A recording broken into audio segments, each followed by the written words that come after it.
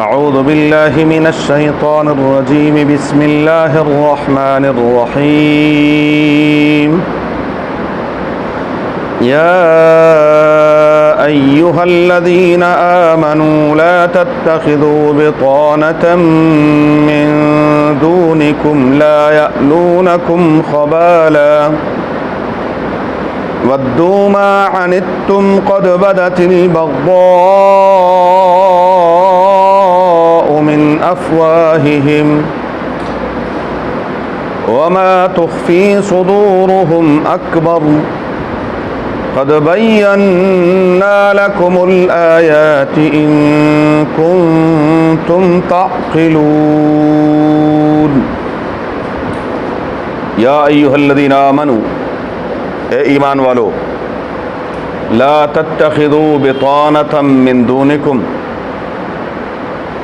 مت بناؤ اپنے سوا کسی کو مخلص دوست لا یألونکم خبالا وہ کمی نہیں کرتے تمہارے لیے خرابی پیدا کرنے میں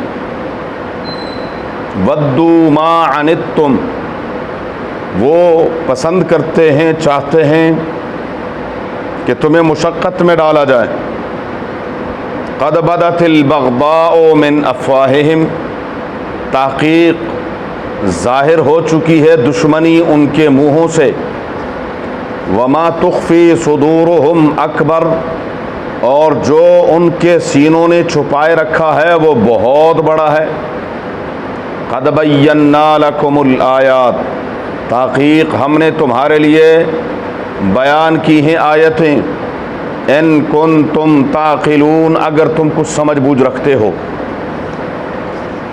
یا ایھا الذین آمنوا لا تتخذوا بطانة من دونکم سورہ آل عمران کی آیت نمبر 118 ہے۔ پچھلی آیات میں اللہ وحدہ لا شریک نے کفار اور اہل کتاب کا تذکرہ فرمایا، ساتھ ہی وحدہ لا شریک نے فرمایا یہ دنیا میں کوئی بھی نیکی کریں تو ان کی نیکی برباد ہے آخرت کے اعتبار سے۔ وجہ یہ ہے عقیدہ ناپاک ہے، عقیدہ ٹھیک نہیں ہے، تو جب تک عقیدہ ٹھیک نہ ہو ان کا کوئی عمل چاہے وہ جسمانی ہو چاہے وہ مالی ہو جیسا بھی ہو وہ قابل قبول نہیں ہے۔ میں نے تفصیلاً بات عرض کی تھی کہ ان کی ہر نیکی کا بدلہ اللہ تعالیٰ دنیا ہی میں پورا کر دیتے ہیں، آخرت کے لیے ان کے لیے کوئی چیز ذخیرہ نہیں ہوتی۔ تو جب ان کا عقیدہ ایسا ہے، عقیدہ ناپاک ہے، عقیدہ غلط ہے، تو پھر ایک مسلمان کی بدعقیدہ کے ساتھ دوستی نہیں ہو سکتی، کیونکہ مسلمان نے اگر دوستی کرنی ہے تو پھر اس نے سچے دل سے دوستی کرنی ہے۔ مسلمان پھر منافقت تو کرتا نہیں ہے۔ اللہ تعالیٰ ہمیں وہ مسلمان بنا دے جو میں تفصیل عرض کر رہا ہوں۔ اب صورتحال وہ نہیں ہے، اب تو مسلمانوں سے بھی ڈر لگتا ہے، لیکن حقیقت جو ہے وہ یہ ہے کہ المؤمن غر کریم، مومن سیدھا سادہ ہوتا ہے، والفاجر خب لئیم، وہ بڑا چالاک اور کمینہ ہوتا ہے فاجر فاسق۔ تو یہ اپنے اس کمینے پن کا اظہار ہر جگہ کرتا ہے اور یہ کوئی موقع بھی ہاتھ سے جانے نہیں دیتا۔ جب بھی موقع ملے تو یہ مسلمانوں کو نقصان ہمیشہ ایک درندے کا، ایک زہر آلود جانور کا کام کیا ہے؟ ڈنگ مارنا۔ انہوں نے ڈنگ مارنا ہی ہوتا ہے۔ تو اس لیے اللہ تبارک و تعالیٰ نے بطانہ کہتے ہیں خالص کو، مخلص دوست کو کہتے ہیں۔ ہاں ویسے عام حالات میں ان کے ساتھ اٹھنا بیٹھنا معاملات وغیرہ، لیکن عام کافروں کے ساتھ، قادیانیوں کے ساتھ نہیں۔ قادیانی وہ کافر نہیں ہے جس کے ساتھ آپ معاملات کر سکتے ہیں، یہودیوں کے ساتھ کر سکتے ہیں، عیسائیوں کے ساتھ کر سکتے ہیں، ہندوؤں کے ساتھ کر سکتے ہیں، سکھوں کے ساتھ کر سکتے ہیں، دہریوں کے ساتھ کر سکتے ہیں، لیکن قادیانیوں کے ساتھ کسی قسم کا کوئی کاروبار، کوئی معاملات، کوئی اٹھنا بیٹھنا، کوئی لین دین، کچھ بھی نہیں کر سکتے۔ اور یہ بات میری نہیں ہے، علماء کا متفقہ فیصلہ ہے، کیونکہ یہ عام کافر نہیں ہے، یہ مرتد ہے، اور اس لیے اس کے لیے وہ عام کفار والا حکم نہیں ہے جو عام کافروں کے لیے ہے۔ باہر کے تو فرمایا اپنے سوا کسی کو دوست مت بناؤ، کیوں؟ لا یعلونکم خبالا، ہمارے ہاں تو صورتحال ہی کچھ اور ہے کہ جب مسلمانوں کے ملک میں کافروں کو وزیر بنایا جائے گا، جی کافروں کو مشیر بنایا جائے گا، کافر وزیر قانون بنے گا، وزیر مملکت بنے گا، تو جب وہ کافر ہے، ہاں کافر کے لیے مسلمانوں کے ملک میں باقاعدہ حقوق ہیں، ذمیوں کے حقوق ہیں، ان کی جان، مال، عزت، آبرو، ان کے عبادت خانے، ان کے تمام معاملات کی حفاظت ایسی کی جائے گی جیسے مسلمانوں کی ہوتی، لیکن ان کو وزیر بنانا، ان کو مشیر بنانا، ان کو اعلیٰ عہدوں پر بٹھانا، کہاں کا قانون ہے؟ بہرحال ہمارا ملک بڑا عجیب و غریب کھچڑی ہے، اس کی سمجھ نہیں آتی کہ یہ اسلامی کتنا ہے، جمہوری کتنا ہے، کچھ سمجھ نہیں آ رہی کہ کر کیا رہے ہیں، معاملات کیا ہیں، اور پھر قرآن اور سنت سپریم لا بھی ہے، اور پھر اس سپریم لا کا وزیر قانون غیر مسلم بھی بنتا ہے، کیا بات ہے، سبحان اللہ۔ کہنا چاہیے کہ جو قرآن کو مانتا ہی نہیں ہے، جو اسلام کو مانتا ہی نہیں ہے، وہ اسلامی جمہوریہ۔ تو بہرحال فرمایا کہ لا تتخذوا بطانة من دونکم۔ سیدنا عمر فاروق رضی اللہ تعالی عنہ کے دور میں حضرت حذیفہ بن الیمان رضی اللہ تعالی عنہ کا ایک غلام تھا غیر مسلم، اس کو انہوں نے منشی رکھنا چاہا، سیدنا عمر فاروق نے فرمایا نہیں نہیں نہیں، کیونکہ منشی ہے، اس سے آپ کچھ بھی لکھوائیں گے، جب لکھوائیں گے تو راز اس کے پاس چلا جائے گا، اور یہ کبھی بھی آپ کا رازدان نہیں ہونا چاہیے۔ قرآن کی لا تتخذوا بطانة من دونکم لا یعلونکم خبالا۔ اپنا ان کا ایک رومی عیسائی غلام تھا، وسیق نامی، بہت سمجھدار، انتہائی قابل ترین شخص تھا۔ سیدنا عمر فاروق رضی اللہ تعالیٰ نے بار بار اس کو دعوت دی کہ آپ مسلمان ہو جائیں، میں آپ کو اعلیٰ عہدہ دے دیتا ہوں، اللہ نے آپ کو بڑے کمالات سے نوازا ہے، بڑے سمجھدار آدمی تھا، حساب کا خاص طور پر بہت بڑا ماہر تھا۔ یہاں تک تاریخ لکھتی ہے کہ جب حضرت عمر رضی اللہ تعالیٰ عنہ کو جس دن ابو لولو بدبخت نے زخمی کر دیا خنجر سے، پھر بھی اس کو بلا کے لاؤ، اس پر پھر بھی اسلام پیش کیا کہ آپ مسلمان ہو جاؤ تو میں آپ کو، اس نے کہا کہ نہیں جی مجھے آپ مجبور نہ کریں۔ فرمایا نہیں مجبور نہیں کر رہا، اپنی مرضی سے۔ کہنے لگا جی نہیں میں نے اپنا دین نہیں چھوڑنا۔ فرمایا جا تو آزاد ہے۔ اس سے ہمیں یہ تعلیم ملتی ہے کہ ایک تو لا اکراہ، زبردستی کسی کو مسلمان کرنا ہوتا، حضرت عمر 2 تھپڑ مارتے وہیں پر وہ کہتا لا الہ الا اللہ، لیکن زبردستی کسی کو مسلمان نہیں کیا۔ یہ جھوٹ ہے سارا، خدا کی قسم سارا جھوٹ ہے جو انگریز، ہندو، دوسرے مورخین نے لکھا ہے کہ اسلام جو ہے وہ محمد صلی اللہ علیہ وسلم کی تلوار سے پھیلا، زبردستی پھیلا۔ نہیں نہیں نہیں، یہ حضور کی اخلاق سے پھیلا۔ الحمدللہ اگر زبردستی ہوتی، حضرت عمر رضی اللہ تعالیٰ کی خلافت کو 2-4 سال تھوڑی ہے، کب سے وہ اس شخص کے پیچھے پڑے ہوئے کہ آپ مسلمان ہو جاؤ، اور نہیں ہو رہا تو کچھ بھی کر سکتے تھے، لیکن نہیں، فرمایا نہیں۔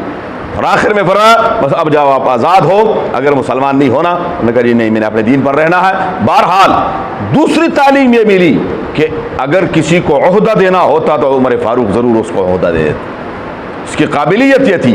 ہم کبھی کہتے ہیں کہ جی وہ فلاں قادیانی جو ہے وہ حساب کا بڑا ماہر ہے، وہ جی معیشت کا بڑا ماہر ہے، وہ فلاں جو ہے وہ فلاں چیز کا بڑا ماہر ہے. لعنت ہے اس سوچ کے اوپر.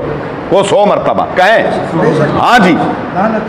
جس شخص کی سوچ یہ ہو کہ جی میرے ملک کی معیشت کو قادیانی ٹھیک کرے گا, میرے ملک کے حالات کو ایک ہندو ٹھیک کرے گا, ایک عیسائی ٹھیک کرے گا, تم مر گئے ہو پھر. بار کیف فرمایا لا تتخذوا بطانة من دونکم لا یألونکم خبالا, ان سے کبھی بھی خیر کی توقع نہ رکھیں. غزوہ احد یا غزوہ خندق کے موقع پر, ان دونوں میں سے کسی ایک موقع پر حضرت عبادہ ابن صامت رضی اللہ تعالیٰ عنہ یہ رسول اللہ مبارک کی خدمت میں حاضر ہوئے. فرمایا حضور ان یہود کے ساتھ ہمارے اچھے تعلقات ہیں, تو اگر آپ اجازت دیں تو ہم ان سے کچھ امداد لے سکتے ہیں. حضور نے فرمایا ان سے خیر کی توقع نہیں ہے. ہاں ان سے خیر کی توقع نہیں ہے, یہ بڑے بدبخت ہیں. آپ کیا سمجھتے ہیں کہ یہ آپ کا ساتھ دیں گے؟ آپ کے ساتھ 1965 میں کیا ہوا, امریکہ بہادر نے کیا کیا جس سے آپ کی دوستی ختم نہیں ہوتی. 1971 میں کیا کیا, ہاں ہمیشہ دھوکہ دیا. اور دشمن ہے. اندرا گاندھی کے اندر جو خباثت تھی اس کے الفاظ کیا تھے؟ جب بنگلہ دیش آزاد ہوا, ہم سے الگ ہوا, تو اس نے اگلے دن بیان دیا کہ ہم نے مسلمانوں سے 1000 سالہ حکومت کا بدلہ لے لیا. جی تاریخ کے اندر موجود ہے. لیکن ہم وہ قوم ہیں, ہم کہتے ہیں نہیں ہندو سے ہم بڑے اچھے تعلقات رکھنا چاہتے ہیں, یہ ہمارے بڑے اچھے پڑوسی ہیں, یہ فلانے ہیں ڈمکانے, اور وہ کہتے ہیں خیر نہیں ہے تمہاری. ہم نے تو ماشاءاللہ کشمیر آرام سے پلیٹ میں دے دیا اور ڈکار میں نہیں مارا. جی پھر ہم کہتے ہیں ہم غلام نہیں ہیں. تم غلام نے تو اور کیا چیز. ایک اعلان کرتے یہ اتنی فوج جو ہمارے 80% وسائل پر قابل ہے, کس نے رکھی ہوئی ہے؟ لیکن نہیں, ٹس سے مس کوئی نہیں ہوا. جہاد سے تو ویسے ہی ہمارے جتنے بھی حکمران ہیں, جتنے بھی سیاستدان ہیں, ان کے ویسے ہی پیشاب نکل جاتا ہے جب جہاد کا لفظ آتا ہوگا. نہیں جہاد کا لفظ ہے, بس ابھی ہمیں ہارٹ اٹیک ہو جائے گا. بہرحال فرمایا لا تتخذوا بطانة من دونکم. مخلص دوست مسلمان کا صرف اور صرف کون ہو سکتا ہے؟ صرف مسلمان ہو سکتا ہے, مسلمان کے علاوہ نہیں ہو سکتا. میں بار بار کہتا ہوں کہ یہ جو ہم کہتے ہیں کہ چین کے ساتھ ہماری دوستی وہ سمندر سے گہری ہے, شہد سے میٹھی ہے, اور کوہ حوالیہ سے بلندی پر ہے. بس اللہ خیر ہی کرے, اللہ سے خیر کی دعا مانگے. انہوں نے جو کرنا ہے آپ کا تصور بھی نہیں ہے. جی آپ سوچ نہیں سکتے کہ انہوں نے آپ کے ساتھ کیا کرنا ہے. وہ تو میں کہتا ہوں یہ وہی مثال ہوگی کہ باپ صرف اور صرف مردے کا کفن کھینچ لیتا تھا, اور جب بیٹا آیا تو وہ اس کی بےزتی بھی کرتا تھا. لوگ باپ کو دعائیں دیتے تھے کہ وہ بڑا اچھا آدمی تھا, وہ بہت اچھا آدمی تھے. بدبخت تو کیا کرتا ہے, مردے کی بےزتی بھی کر دیتا ہے. تو انہوں نے امریکیوں کو, روس, سب کو دعائیں دلوانی, لیکن ذرا تھوڑا سا بھی ابھی تو وہ آہستہ آہستہ اپنے پنجے گاڑ رہے ہیں. اللہ ہمارے حال پر رحم فرمائے. کوئی ہمارا نہیں ہے. قرآن کہتا ہے ساری دنیا ایک طرف ہو جائے, خدا واللہ قرآن سے بڑھ کر سچا کوئی نہیں ہو سکتا. ومن اصدق من اللہ حدیثا, ومن اصدق من اللہ, اللہ سے بڑا سچا کون ہو سکتا ہے. فرمایا لا یعلونکم, یہ کبھی بھی کمی نہیں کرتے فساد برپا کرنے میں تمہارے لیے. ودوا ما عنتم, یہ چاہتے ہیں کہ تم مشقت میں پڑے رہو, تکلیف میں پڑے رہو, پھر جا کر کہتے ہیں IMF ہمارا کیا ہے, ہماری مشکلات دور کرے گا, ہمارا یہ کرے گا. قوم کو ان حکمرانوں کے اوپر اتنا اعتبار نہیں ہے, اتنا اعتماد نہیں ہے. خدا کی قسم پتے چبا کر یہ رہ سکتے ہیں, یہ 3 دن کا فاقہ کر سکتے ہیں, لیکن اگر ان پر اعتماد ہو, یہ اپنے گھر بیچ کر, اپنے زیور بیچ کر یہ قرضہ اتار سکتے ہیں, لیکن عیاشیاں ان کی کہاں جائیں گی؟ یہ صرف اور صرف اپنی عیاشوں کے لیے سارا کچھ کر رہا ہے. قد بدت البغضاء من افواہہم, تحقیق ان کی دشمنی, ان کا بغض, ان کی جو مسلمانوں کے ساتھ جاتی ہے وہ کبھی کبھی ظاہر ہو ہی جاتی ہے۔ اور فرمایا وما تخفی صدورہم اکبر، یہ تو کبھی کبھار ان کے منہ سے نکل آتا ہے، ورنہ جو ان کے دلوں کے اندر جو گند بھرا ہوا ہے، جو بغض اور کینے سے یہ بھرے ہوئے ہیں، حسد سے بھرے ہوئے ہیں مسلمانوں کے لیے، وہ اس سے بہت بڑا ہے۔ یہ کون کہہ رہا ہے؟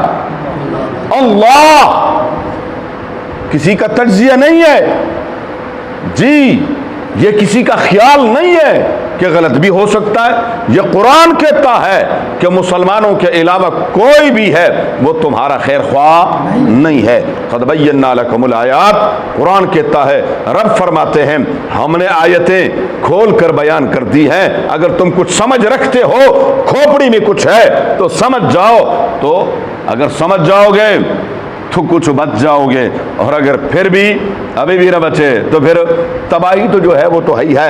ہا انتم اولائی تحبونہم ولا یحبونکم، مزید اسی کی تفسیر انشاءاللہ زندگی رہی۔ اللہم صلی علی محمد کما صلیت علی ابراہیم وعلی آل ابراہیم انک حمید مجید، اللہم بارک علی محمد وعلی آل محمد کما بارکت علی ابراہیم وعلی آل ابراہیم انک حمید مجید، اللہم ارحمنا بالقرآن العظیم، اللہم ارحمنا بالقرآن العظیم، اللهم ارحمنا بالقرآن العظيم واجعله لنا إماما ونورا وهدى ورحمة يا رب العالمين، اللهم ذكرنا منه ما نسينا وعلمنا منه ما جهلنا وارزقنا تلاوته آناء الليل وأطراف النهار واجعله لنا حجة يا رب العالمين، اللهم نور قلوبنا بالقرآن وزين أخلاقنا بالقرآن ونجنا من النار بالقرآن وادخلنا الجنة بالقرآن، اللهم يا مقلب القلوب، اللهم يا مصرف القلوب، ثبت قلوبنا على دينك وطاعتك، اللهم حصل مرادنا ويسر أمورنا، اللهم حصل مرادنا ويسر أمورنا، اللهم حصل مرادنا ويسر أمورنا بداه حبيبك المصطفى ونبيك المرتضى صلى الله عليه وآله وأصحابه أجمعين برحمتك۔